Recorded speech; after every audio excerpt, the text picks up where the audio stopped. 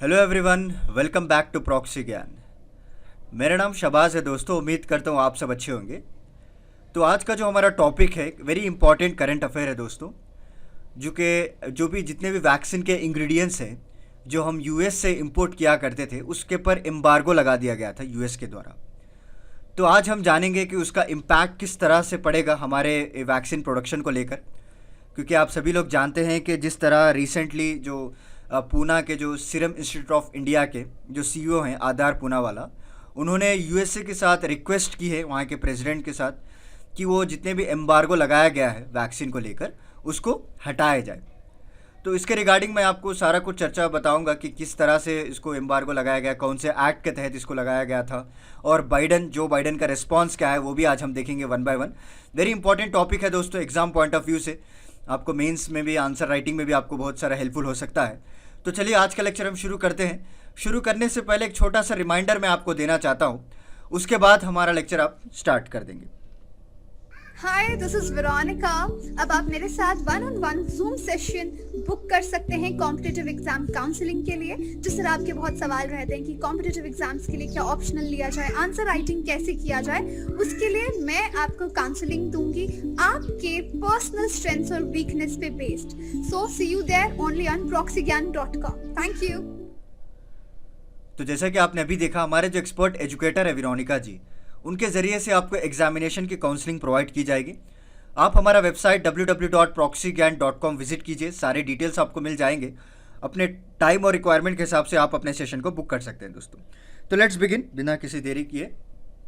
तो जैसे मैंने आपको पहले स्लाइड में ही बताया था कि जो सीरम इंस्टीट्यूट ऑफ इंडिया के जो सीईओ हैं आधार पूना वाला, उन्होंने यूएस प्रेसिडेंट जो बाइडन से रिक्वेस्ट की है कि आप जो एम्बार्गो लगा रखा है जितने भी रॉ मटेरियल्स हैं एक्सपोर्ट के ऊपर, उसको हटाया जाए, ताकि हमारा जो प्रोडक्शन है वैक्सीन को लेकर, कोविशील्ड और कोवैक्स को लेकर, उसको हम रैंप अप कर सकें।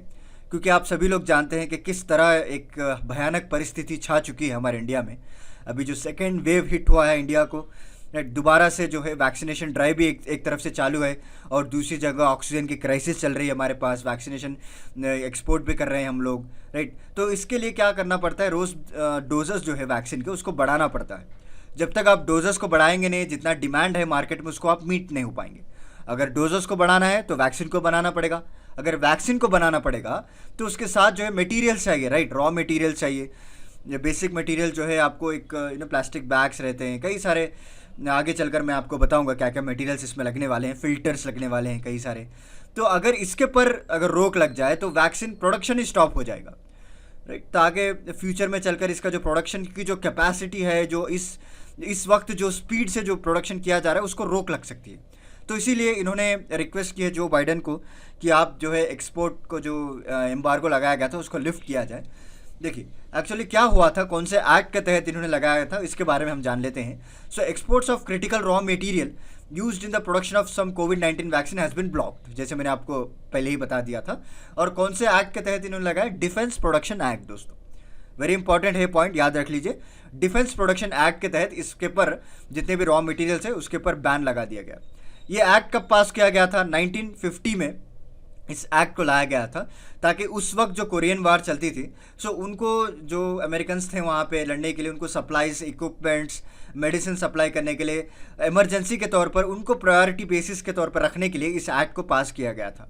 बट नाउ उसका जो स्कोप था, उसका जो कई सारे रेजोल्यूशन चेंज किए कर दिए इसमें, और इन्होंने ये भी इंक्लूड कर दिया कई सारे नेचुरल हजार्ड्स, टेररिस्ट अटैक्स, या कोई भी अगर नेशनल इमरजेंसी होती है उनकी कंट्री में, तब क्या करते हैं लोग, इस एक्ट को लागू कर देते हैं। एक बार इस एक्ट को लागू कर दिया तो जितने भी एक्सपोर्ट्स होते हैं ना रॉ मटेरियल्स को लेकर, रिगार्डिंग मेडिसिन्स, वैक्सीनेशन को लेकर, उसके ऊपर थोड़ा बहुत रोक लगा दिया जाता है, ताकि ये लोग डोमेस्टिक के ऊपर ज़्यादा फोकस कर पाएँ। ओके, जो भी डोमेस्टिक इंडस्ट्रीज हैं उनके प्रोडक्शन, उनके मैन्युफैक्चरिंग प्रोसेस को रैंप अप करने के लिए एक्सपोर्ट्स को बैन, एम्बार्गो लगा दिया जाता है।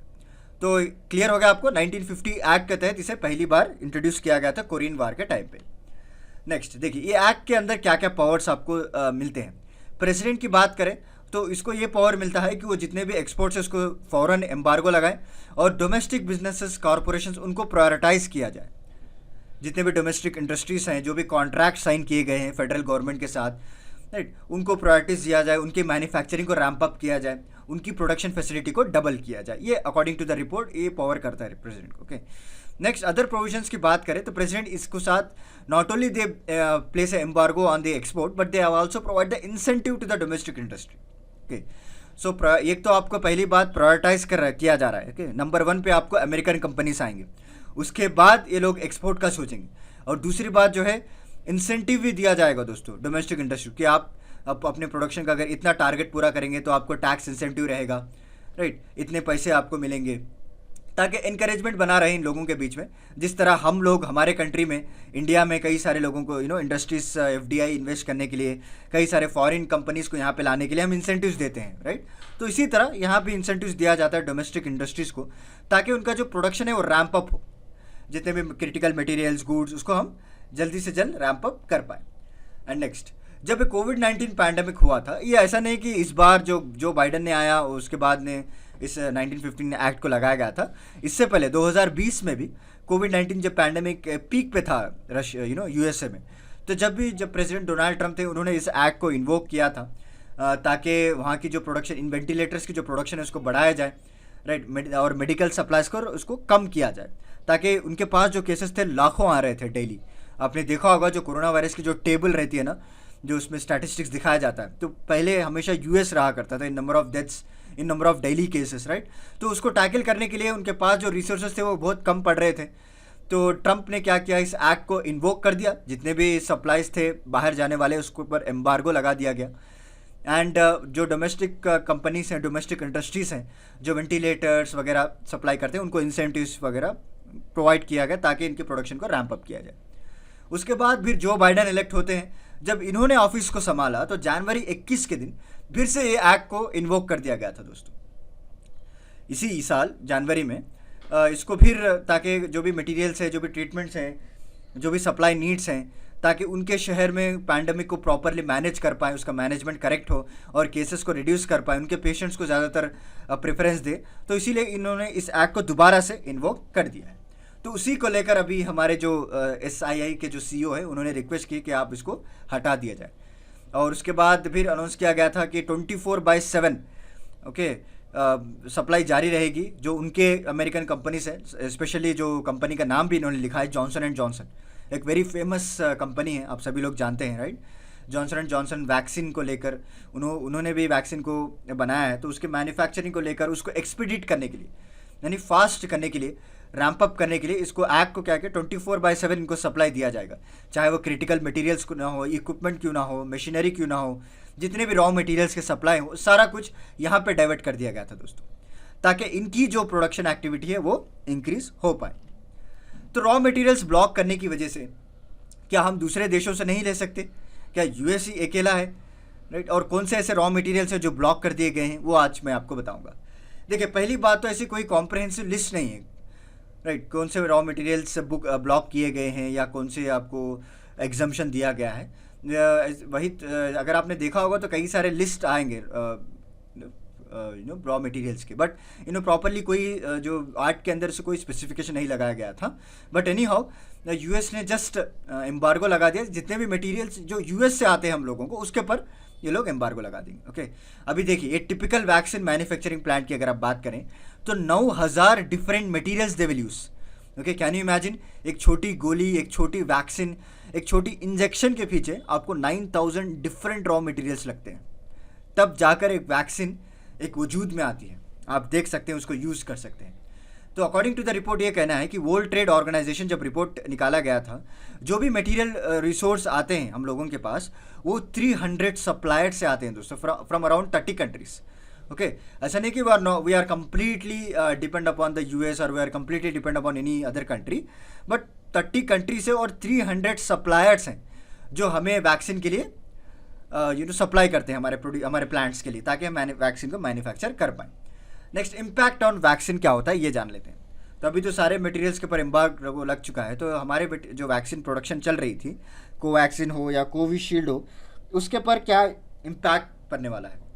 ओके, देखिए, the US restriction are expected to hit the output of major suppliers for the world. Okay, इनका जो रेस्ट्रिक्शंस लगाया गया है ये तो ऑब्वियसली हिट करेगा ही, जितने भी मेजर सप्लायर्स हैं दुनिया में, कि the continued restriction may not only cause a fight for limited resource but also delay regulatory clearance for some products. Okay, अगर इस तरह से कंटिन्यू रिस्ट्रिक्शंस अगर आप लगाते जाएंगे तो एक तो रिसोर्सेज आपको लिमिट हो जाएंगे। ओके, अगर आज यूएस ने किया तो कल यूरोपियन कंट्रीज़ करेगा, कई सारे ऐसे कंट्रीज अगर अपने देश के लिए सोचते रहेंगे तो रिसोर्सेज लिमिट हो जाएंगे, और इसकी वजह से जो है हमारे जो प्रोडक्ट्स का जो प्रोडक्शन है वो भी कम होता चले जाएगा है। जैसे कि जो रॉ मटेरियल्स क्या क्या यूज़ होते हैं, प्लास्टिक बैग्स, फिल्टर, जैसे मैंने आपको बताया, सेल कल्चर मीडिया, राइट, ये सारा कुछ लगता है mostly vaccine to produce for the कोविड-19, राइट। दिस ये सारा मटेरियल्स आपको कोविशील्ड, कोवैक्सीन में भी लगाया जाता है दोस्तों। ओके, यूज़ किया जाता है। तो अगर यहाँ पे रिस्ट्रिक्शन हो जाए तो इनका जो हमारे जो SII के जो CEO, इनका ये कहना है कि अभी जो रिस्ट्रिक्शन की वजह से इनका जो प्रोडक्शन है वो हाफ हो गया है। कैन यू इमेजिन, इनके जो नंबर ऑफ डोजेस डेली बनते थे उसको हाफ कर दिया गया है, और आगे चलकर इसके फ्यूचर में जो इनकी कैपेसिटी है, प्रोडक्शन कैपेसिटी, उसके ऊपर भी इम्पैक्ट पड़ने वाला है। अभी तो करंट प्रोडक्शन की बात करें तो however they can manage, okay, जो स्पीड से वो लोग चल रहे हैं उसी स्पीड से, क्योंकि उनके पास ऑलरेडी बहुत सारा रॉ मटेरियल पड़ा हुआ है, तो they can use it and utilize it. But future में क्या होगा, तो हमेशा के लिए इसी रॉ मटेरियल्स तो वो नहीं बनाएंगे ना, तो फ्यूचर में कहीं ना कहीं इनको शॉर्टेज आएगी, तो उस वक्त जो है इनकी फ्यूचर कैपेसिटी को हिंडर कर सकता है इस रेस्ट्रिक्शन, इस तरह से इनका कहना है। और नेक्स्ट इंपॉर्टेंट डाउट है, क्या US is the only supplier, क्या यूएस के अलावा हम दूसरे कंट्रीज में नहीं जा सकते, लाइक यूरोप हो गया या कई सारे वेस्टर्न कंट्रीज हो गए। तो देखिए, अगर आप देखा होगा कई सारे एक्सपर्ट्स का ये मानना है कि यूएस के पास जो सप्लाई है रॉ मटेरियल्स की वो मेजर कंट्रीब्यूशन है दोस्तों। ऐसा नहीं कि अदर कंट्रीज़ के पास आपको नहीं मिलेंगे, क्योंकि आपने देखा होगा मोस्ट ऑफ द इक्विपमेंट जो मैन्युफैक्चरिंग होते हैं वो यूरोप से आते हैं हम लोगों को, राइट। बट फॉर प्लास्टिक्स अगर आप देखें या फिल्टर्स, सेल कल्चर मीडिया, ये सारा कुछ आपको यूएस कंपनी सप्लाई करता है। ओके, सो मेजॉरिटी चंक, जो मेजॉरिटी सप्लाई है, जो मेजॉरिटी रॉ मटेरियल्स हम लोगों को आना है वो यूएस से आ रहे हैं। इसीलिए रिस्ट्रिक्शन लगाने की वजह से हम लोगों के ऊपर इम्पैक्ट पड़ रहा है। देखिए, स्टेराइल फिल्टर्स अगर आप देखें जो प्रोटीन के प्यूरिफिकेशन के लिए यूज़ किया जाता है, ये भी आपको न्यूयॉर्क के बेस एक कंपनी है पाल लाइफ साइंसेज, वो सप्लाई करती है, राइट। एंड नेक्स्ट, अगर major supplies for single use bioreactor के अगर आप देखें, वो भी एक अमेरिकन मल्टीनेशनल कंपनी है, बैक्स्टर हेल्थ केयर बोल के, राइट। उसके बाद थर्मो फिशर, साइटविया, ये सारे कुछ आपको अमेरिकन कंपनी से मिलेंगे, राइट। सो एक्सपर्ट्स का ये कहना है कि आप तो कम्प्लीटली रिलाई नहीं हो सकते यूएस के ऊपर, या फिर आप कम्प्लीटली नेगलेक्ट भी नहीं कर सकते, क्योंकि ज़्यादातर आपको जो है मेजर कंपनी, मेजर सप्लाईज आपको यूएस से ही आपको मिल रहा है, right. Next, important from other countries, not import from other countries. तो इम्पोर्ट की अगर बात करें तो इसमें कई सारे हर्डल्स आने वाले हैं दोस्तों। देखिए, according to the International Federation of Pharmaceutical Manufacture Association, क्योंकि एक एसोसिएशन है इंटरनेशनली, जिनका ये कहना है कि अगर आप दूसरे कंट्री से इंपोर्ट कर रहे हैं, ओके, तो उसके वजह से क्या है, कई आपको रेगुलेटरी प्रोसेस और कई सारे क्लियरेंस आपको लेना पड़ेगा। ऐसा नहीं कि इस बार इस कंपनी ने रोक दिया तो हमने दूसरे कंपनी को ऑर्डर करके ये कह दिया कि भाई तुमसे आज से ये तुम्हारा कॉन्ट्रैक्ट है और तुम उसको सप्लाई करना चालू कर दो। ओके, इस तरह से हम नहीं कर सकते, बिकॉज ये जो कंपनी जो हम दूसरे को कॉन्ट्रैक्ट देने वाले हैं तो उसके बाद कई सारे क्लियरेंसेस लेना पड़ता है, हमारी गवर्नमेंट, उनकी गवर्नमेंट से बात करनी पड़ती है, नेट CEO के बीच में कई सारे प्रोसेसेस होते हैं, उनकी डील साइन होती है और कितने पीरियड के लिए साइन किया जाता है, ये सारा कुछ आपको इफेक्ट पड़ने वाला है दोस्तों अगर एक नई डील साइन होती है। तो अगर वही आप एग्जिस्टिंग मैन्युफैक्चर से अगर बात करें तो आगे चलकर उनके पास ऑलरेडी हमारे पास डील होती है, राइट। अगर आगे चलकर आप कोई भी स्लाइटली चेंज करना चाहते हैं रॉ मटेरियल्स में कि मुझे इस तरह से नहीं और इस तरह से होना चाहिए, वो भी आपको करके दे सकते हैं वो लोग। अगर आप नई कंपनी से अगर ट्रेड कर रहे हैं तो शायद उनके पास कोई इक्विपमेंट ना हो, राइट, शायद उस वक्त उनके पास अकॉर्डिंग टू द डिमांड उनको चेंजेस करने ना आते हों। इस तरह से कई सारे प्रॉब्लम आ सकते हैं अगर हम दूसरे कंट्री से इंपोर्ट कर सकते हैं। और दूसरी बात यह है कि दूसरे कंट्रीज़ के जो इंपोर्ट करने की भी कई सारे प्रॉब्लम्स हैं, क्योंकि उनका जो लोकल डिमांड है वो ऑलरेडी 50% से ज़्यादा बढ़ चुका है। अगर आप डील करने जाएंगे भी ना तो साफ साफ मना कर देंगे, क्योंकि उनका जो लोकल डिमांड है वो ऑलरेडी उनको मीट करने के लिए तकलीफ हो रही है। They are not going to able, they are not sufficiently producing anything to meet the local demand. तो बाहर से अगर ऑर्डर ले लेंगे तो उनका अगर वो डिमांड्स को मीट नहीं हो पाएंगे तो उनका ही नुकसान हो जाएगा, तो अननेसेसरली उनका जो इमेज है वो भी डैमेज हो जाएगा। लाइक 50% ऑलरेडी एग्जिस्टिंग डिमांड है वहाँ पे, तो इसीलिए दूसरे कंट्रीज से भी इंपोर्ट करना it's very difficult task nowadays. तो उम्मीद है आगे चलकर कुछ अच्छा फैसला निकल कर आएगा। और WTO ने, जो वर्ल्ड ट्रेड ऑर्गेनाइजेशन, इन्होंने कुछ स्टैटिस्टिक्स भी बताए हैं, राइट, क्योंकि जिस तरह से जो कोविड-19 पैंडेमिक अगर आपने देखा होगा 2020 में जो किस तरह से एक पीक लेवल पे था, तो फर्स्ट 6 मंथ्स का इन्होंने डाटा निकाला तो देखा कि ऑलरेडी जो रॉ मटेरियल्स का जो डिमांड है वो 49% इंक्रीज हो चुका है दोस्तों, जिसकी जो वैल्यू है $15.5 billion. Can you imagine, 49% shoot up कर चुका है। सो फर्स्ट 6 मंथ्स, अब तो इवन 2020 भी हो चुका है, again we have hit by the second wave, again we are in the critical situation. तो यहाँ पे इस वक्त किसी कंट्री के साथ डील करना या फिर किसी कंट्री के साथ अग्रीमेंट करना, it's very risky manner. Okay, तो चलिए देखते हैं बाइडन का रिस्पांस क्या है, जो बाइडन जी ने क्या कहा है अपने प्रेस मीट में, वो भी हम जान लेते हैं। देखिए, इनका ये कहना है कि Biden administration has clearly denied, okay, so उन्होंने साफ साफ मना कर दिया है कि इस तरह के कोई आउटराइट बैंड्स या फिर एम्बार्गो लगाया गया था वैक्सीन के रॉ मटेरियल्स को लेकर। ओके, जिस तरह से आदर पूनावाला जी ने कहा था कि आप इस एम्बार्गो को निकालिए, तो उन्होंने साफ साफ मना कर दिया कि हमने इस तरह का कोई बैन ही नहीं लगाया है। ओके, और इंडियन के जो एम्बेसडर हैं यूएस के, तरनजीत सिंह, ये भी वेरी इंपॉर्टेंट है दोस्तों, आपको पूछ सकते हैं एग्जामिनेशन में, छोटे छोटे जो बैंक एक्सेस में, who is the Indian ambassador to US, Taranjit Singh इनका नाम है। ओके, उन्होंने यूएस एडमिनिस्ट्रेशन के सीनियर ऑफिशियल से बातचीत की है और वैक्सीन मैन्युफैक्चरिंग को लेकर इस तरह से कंसर्न भी उठाया है, और उन्हें एक पॉजिटिवली एक कंसिडर करने की बात की है दोस्तों। राइट, इंडियन गवर्नमेंट के साथ जिस तरह से हमारे रिलेशंस रहते आ रहे हैं यूएस और हमारे, और जो बाइडन जी के आने के बाद भी और भी थोड़े इम्प्रूव हो चुके हैं हमारे रिलेशंस, तो इन्होंने कहा है कि एक पॉजिटिव कंसिडरेशन किया जाएगा जहाँ भी दिक्कत आ रही है एक्सपोर्ट में, और जिन मटेरियल पे स्पेसिफिकली अगर बात करें तो कहाँ पे लगाया गया है उसको लिफ्ट करने की बात की गई है। ओके, और इसके बाद इंडिया एंड यूएस की अगर रिलेशंस की बात करें तो उन्होंने कोलैबोरेट कर कई सारे वैक्सीन का भी हिस्सा बन चुके हैं।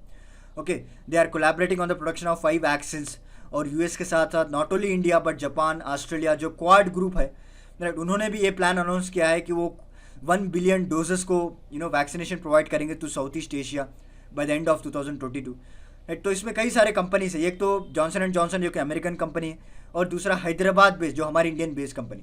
तो ये दोनों मिलकर अग्रीमेंट साइन किया है कि इस तरह से डोजेस को बनाया जाएगा कोविड-19 के, जो कि साउथ ईस्ट एशिया में सप्लाई किया जाएगा। ऐसा नहीं कि हमारे के दो रिलेशन जो है बहुत ही ख़राब है इसीलिए एम्बार्गो लगा दिया गया है, बट एडमिनिस्ट्रेशन जो है जो बाइडन का, उन्होंने क्लियरली डिनाई किया है कि इस तरह के कोई आउटराइट बैन्स नहीं है, और जल्द से जल्द इसका अगर कोई होता है तो इसके ऊपर कार्रवाई की जाएगी। और नेक्स्ट अगर बात करें तो बाइडन एडमिनिस्ट्रेशन ने, जैसे कि आपने देखा होगा, $4 बिलियन का जो प्लेड्ज किया है कोवैक्स को।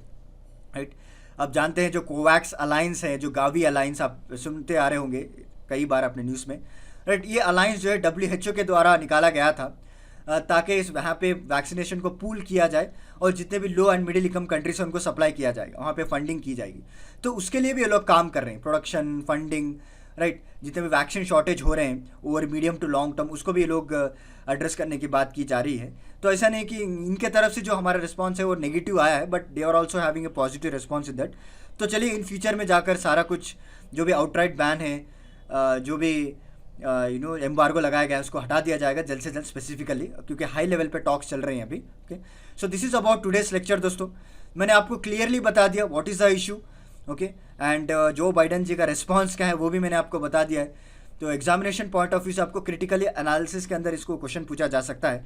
तो इस लेक्चर का अगर आपको कोई भी डाउट हो, तो कोई भी अगर इंपॉर्टेंट पॉइंट्स आपको दिखे तो नोट डाउन कर लीजिए, एग्जामिनेशन आपको आंसर राइटिंग लिखने में काम आ जाएंगे। तो चलिए फिर मिलता हूँ मैं आपको अगले लेक्चर के साथ कुछ इंटरेस्टिंग टॉपिक के साथ। तब तक के लिए धन्यवाद दोस्तों।